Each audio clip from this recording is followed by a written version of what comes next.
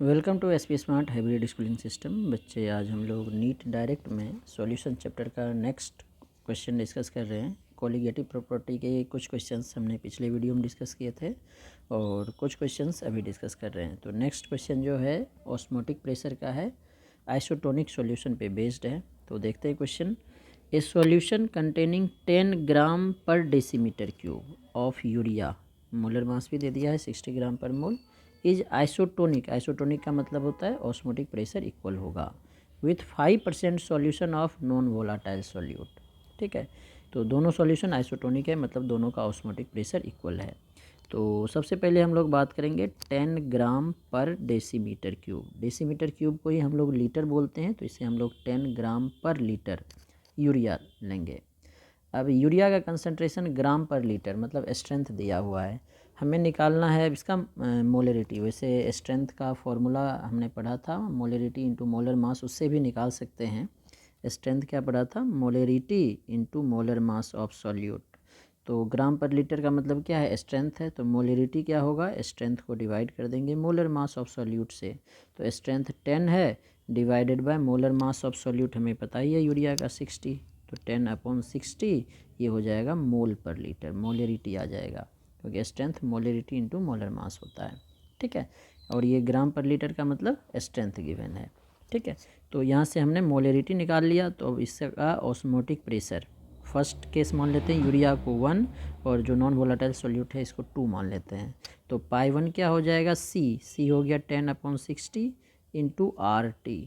अब टेम्परेचर और आर की वैल्यू के बारे में कुछ नहीं बोला है, तो RT को RT ही रख देते हैं, बाद में ये कैंसिल हो जाएगा। अब पाई2 निकालना है, तो पाई2 के लिए हमें क्या बोला गया है? 5% सॉल्यूशन है नॉन वोलाटाइल सॉल्यूट का। अब 5% का मतलब क्या हो गया? 5% का मतलब है 5 ग्राम सॉल्यूट है 100 ग्राम सॉल्यूशन में। अगर परसेंट बाय मास बोलता, इसमें नहीं बोल रहा है कोई, तो हम लोग परसेंट मास बाय वॉल्यूम ले लेते हैं अपनी ईज के लिए, क्योंकि हमें मोलरिटी निकालना है तो वॉल्यूम चाहिए। तो 5 ग्राम सॉल्यूट होगा 100 ml सॉल्यूशन में। ठीक है, अगर परसेंट बाय मास रहता तो 100 ग्राम लेना पड़ता, और हमें डेंसिटी चाहिए था। इक्वेशन में डेंसिटी भी नहीं दिया है, इसलिए हमें 100 ml सॉल्यूशन लेना पड़ेगा। ठीक है, अब यहाँ से हमें पाई2 निकालने के लिए मोलरिटी निकालना पड़ेगा। तो मोलरिटी होता है number of moles of solute, 5 मास है तो mass upon molar mass, solute का मोलर मास हमें पूछा गया है, तो 5 अपॉन मोलर मास मान लेते हैं mm इसका, divided by volume of solution in litre, तो 100/1000। तो ये हो जाएगा 5 अपॉन मोलर मास इंटू 1000/100, तो 2 जीरो कैंसिल हो गया, that is 50 upon molar mass. तो यहाँ से पाई2 की वैल्यू क्या हो जाएगी? कंसंट्रेशन कितना है हमारे पास? 50 upon molar mass into RT। ठीक है, अब आइसोटोनिक सॉल्यूशन है, क्वेश्चन में हमें पहले गिवन है आइसोटोनिक सॉल्यूशन, तो पाई1 और पाई2 की वैल्यू इक्वल होगी। पाई1 है 10/60 इंटू RT, पाई2 है 50 upon molar mass into RT। तो RT कैंसिल हो जाएगा। अब यहाँ से मोलर मास को इधर कर लो, इक्वल्स टू 50 बचेगा, ये 60 इधर आ जाएगा मल्टीप्लाइड बाय 10, तो 5 6 जा 30, एक जीरो और है, तो 300 ग्राम पर मोल। तो 300 ग्राम पर मोल ए ऑप्शन है, इसलिए ए ऑप्शन करेक्ट होगा। नेक्स्ट 42 नंबर क्वेश्चन देखते हैं। तो क्वेश्चन है हमारे पास 1 gram non electrolyte solute. Non electrolyte का मतलब इसमें डिसोसिएशन नहीं हो रहा है, वेंट ऑफ फैक्टर 1 लेंगे। मोलर मास दिया है 250 ग्राम पर mole, dissolved in 51.2 gram of benzene, मतलब बेंजीन सॉल्वेंट हो गया 51.2 gram. Mass of solute, mass of solvent दिया है। Freezing point depression constant KF की वैल्यू दिया हुआ है। Freezing point of benzene will be lowered by, कितना लोअर्ड होगा? मतलब डेल्टा TF की वैल्यू पूछा गया है। तो हमने पढ़ा है लोअरिंग इन वेपोरेशन नहीं, depression in freezing point, delta TF क्या होता है? आई की वैल्यू तो 1 ही है, डायरेक्ट हम लोग KF इंटू M लगाएंगे। KF कितना है? 5.12। M मोलेलिटी है, मोलेलिटी क्या होता है? Number of moles of solute upon mass of solvent in kg।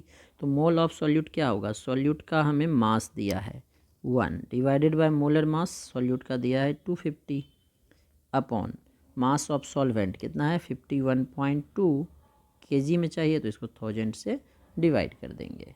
तो ये आ जाएगा 5.12 इंटू 1/250 इंटू 1000 डिवाइडेड बाय 51.2। तो ये 4 बार में कैंसिल हो जाएगा 250 से 1000, और ये अगर कैंसिल करें तो नीचे बच जाएगा 10, तो 4/10 that is equal to 0.4 kelvin. Delta T F है तो इसका यूनिट जो है केल्विन में आएगा, तो 0.4 केल्विन सी पार्ट है, सी पार्ट करेक्ट होगा। नेक्स्ट अब 43 नंबर क्वेश्चन देखते हैं। 43 नंबर क्वेश्चन है हमारे पास, a solution of urea, molar mass दिया है 56 ग्राम पर मोल, वैसे यूरिया का 60 लेते हैं, यहाँ पे 56 बोला गया, चलो वही देखेंगे। Boils at 100.18 degree Celsius at atmospheric pressure, normal condition है। के एफ एंड के बी दोनों दिया हुआ है वाटर का, एक वो सॉल्यूशन की बात कर रहा है मतलब respectively. The above solution will freeze at, अच्छा बॉइलिंग पॉइंट दे दिया है, फ्रीजिंग पॉइंट पूछा गया है, तो ठीक है निकल जाएगा। हमारे क्वेश्चन में जो है डेल्टा टी एफ की वैल्यू निकल जाएगी, डेल्टा टी एफ निकालनी पड़ेगी, सॉरी डेल्टा टी एफ निकालेंगे तभी निकलेगा हमारे पास फ्रीजिंग पॉइंट कितना होगा। तो डेल्टा टी भी निकाल लेंगे क्योंकि क्वेश्चन में हमें बॉइलिंग पॉइंट दिया हुआ है सॉल्यूशन का 100.18, तो वाटर का बॉइलिंग पॉइंट होता क्या है एटमॉस्फेरिक प्रेशर पे 100 डिग्री, तो ये हो जाएगा हमारे पास 0.18। डेल्टा टी भी निकल गया, डेल्टा टी एफ पता करना है। अच्छा तो डेल्टा टी बी का फॉर्मूला क्या होता है के बी इंटू एम, यूरिया है तो नॉन इलेक्ट्रोलाइट है, आई की वैल्यू की ज़रूरत नहीं है हमें, तो मोलेलिटी क्या हो जाएगा delta T B upon K B, और डेल्टा टी एफ क्या हो जाएगा हमारे पास के एफ इंटू एम, तो यहाँ से मोलेलिटी क्या हो जाएगा डेल्टा टी एफ अपॉन के एफ। अब सेम सॉल्यूशन है तो मोलिलिटी भी सेम होगा, तो एल एच एस इक्वल है, आर एच एस भी इक्वल होगा, तो यहाँ से delta T B upon K B equal हो जाएगा डेल्टा टी एफ अपॉन के एफ। तो देखो के बी ये सॉरी के एफ दिया है, पहला क्या है के एफ और के बी, तो ये के एफ और के बी की वैल्यू हमें क्वेश्चन में गया है, इफ़ के एफ एंड के बी और वाटर रेस्पेक्टिवली दिया है, और डेल्टा टी भी निकाल लिया तो डेल्टा टी एफ तो निकल जाएगा। अब यहाँ से हम क्रॉस मल्टीप्लिकेशन करेंगे तो डेल्टा टी एफ क्या हो जाएगा, के एफ इधर कर लो multiply into delta T B upon K B, तो अब के एफ के बी सबकी वैल्यू हम लोग पुट करते हैं, तो के एफ का वैल्यू कितना, डेल्टा टी बी 0.18 आया है, के एफ का वैल्यू दिया है हमारे पास पहला वाला 1.86, डेल्टा टी बी आया है 0.18 ये वाला वैल्यू, और के बी के वैल्यू दिया है सेकेंड वाला 0.512, तो ये आ जाएगा डेल्टा टी एफ। अब इसको सॉल्व कर रहे हैं तो सॉल्व करने के बाद आ रहा है 0.654, ये डिग्री सेल्सियस में सारे, तो इसको भी डिग्री सेल्सियस में ही रखते हैं, तो इतना डिक्रीज कर जाएगा। अब वाटर का फ्रीजिंग पॉइंट होता है क्या है 0 डिग्री सेल्सियस, तो इतना डिप्रेशन होगा तो फ्रीजिंग पॉइंट ऑफ सॉल्यूशन हो जाएगा 0 में से इतना कम कर दो 0.654 डिग्री सेल्सियस, तो माइनस 0.654 डिग्री सेल्सियस, तो ये ऑप्शन है हमारा बी, तो इसका बी पार्ट करेक्ट होगा। नेक्स्ट अब हमारा क्वेश्चन नंबर 44 है। क्वेश्चन में क्या है, camphor is often used in molecular mass determination, camphor का यूज़ मॉलिकुलर मास डिटर्मिनेशन में हम लोग क्यों करते हैं, क्योंकि जो सॉल्वेंट है, सॉल्वेंट हमारा लेना पड़ेगा, तो ऐसा सॉल्वेंट लेना पड़ेगा जिसका क्रायोस्कोपिक कांस्टेंट, अगर हम लोग डेल्टा टी एफ निकालेंगे तो क्रायोस्कोपिक कांस्टेंट दैट इज के एफ की वैल्यू ज़्यादा होनी चाहिए, ठीक है, या के बी निकालेंगे तो डेल्टा टी बी निकालेंगे तो के बी की वैल्यू ज़्यादा होना चाहिए।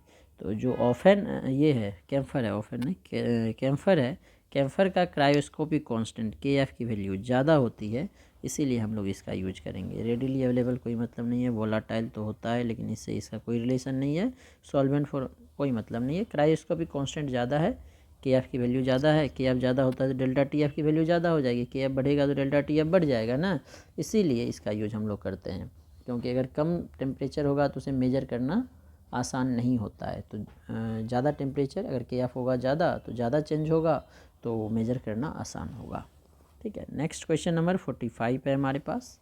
45 में ए solution contains non volatile solute of molecular mass M2, एक सॉल्यूट है जिसका मॉलिकुलर मास m2 दिया है। Which of the following can be use to calculate molecular mass of solute in terms of osmotic pressure. और direct वैसे आपने derivation भी किया होगा ऑस्मोटिक प्रेशर के टर्म में, और इस टर्म में निकाल भी सकते हो। पाई इक्वल्स टू होता है CRT, यही होता है। तो पाई इक्वल्स टू क्या हो जाएगा, C क्या होता है, number of moles of solute. अब सॉल्यूट देखो इसमें 2 ले रहा है तो हम लोग 2 मान लेते हैं upon volume of solution in litre. अब देखो इसमें 1000 नहीं कहीं लिया है तो इसको हम लोग लीटर में ही मान लेते हैं जो V मान रहे हैं, क्योंकि अगर मिलीलीटर में होता तो 1000 भी आता है, V/1000 लिखते हैं इंटू RT। ठीक है, तो हमें क्या करना है, मोलर मास निकालना है। तो pi equals to number of moles क्या होता है, गिवन मास, मास को m से रिप्रेजेंट किया है, given mass upon molar mass, molar mass को m2 से रिप्रेजेंट किया है, m2 अपॉन VRT। ठीक है, तो पाई इक्वल्स टू क्या हो गया, m2, ये m2 नीचे है, ये VRT। हमें m2 निकालना है तो m2 की वैल्यू क्या हो जाएगा, पाई इधर आ जाएगा, m2 upon pi into V into RT। तो ये वाला देखो ऑप्शन कौन सा है, ये वाला ऑप्शन हमारा पाई V मल्टीप्लाई है, नहीं होगा, m2 upon VRT upon pi, ये सही है, तो बी पार्ट करेक्ट होगा। नेक्स्ट क्वेश्चन नंबर 46 हम लोग देखते हैं। 46 में क्या है, the beans are cooked earlier in pressure cooker. क्यों, क्योंकि प्रेशर कुकर में क्या होगा, बॉइलिंग पॉइंट इंक्रीज हो जाता है प्रेशर बढ़ने से, प्रेशर बढ़ने से बॉइलिंग पॉइंट बढ़ जाता है, और बॉइलिंग पॉइंट बढ़ेगा तो जल्दी इवेपोरेट नहीं होगा और खाना जल्दी पक जाता है। समझ में आ गया, क्योंकि बॉइलिंग पॉइंट बढ़ जाता है इससे, तो ये पार्ट इसका करेक्ट होगा। नेक्स्ट 47 नंबर क्वेश्चन देखते हैं। विच of the following colligative property can provide molar mass of protein with greater precision. Greater precision से मॉलिकुलर मास कौन डिटरमाइन करेगा, तो ये हमने NCERT में भी देखा है और पढ़ा भी है।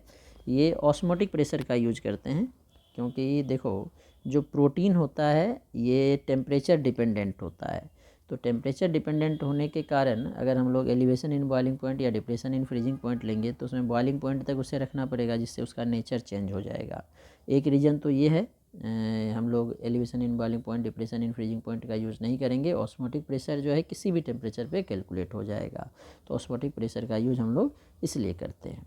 ठीक है, और जो और बाकी रीजन है जो हम लोग elevation in boiling point, depression in freezing point लेते हैं, उसमें टेम्परेचर लेते हैं, और जो टेम्परेचर चेंज होता है डेल्टा TF डेल्टा TB का वैल्यू बहुत कम आता है, और बहुत मतलब 0 पॉइंट समथिंग 1 डिग्री के प्रोक्सी आता है, या 1 से कम ही आता है, किसी किसी केस में 1 से ज़्यादा आता है। और लो टेम्परेचर मेजर करना उतना एक्यूरेट नहीं होता है as compare to low pressure, pressure कितने कम हम लोग ईजिली मेजर कर सकते हैं।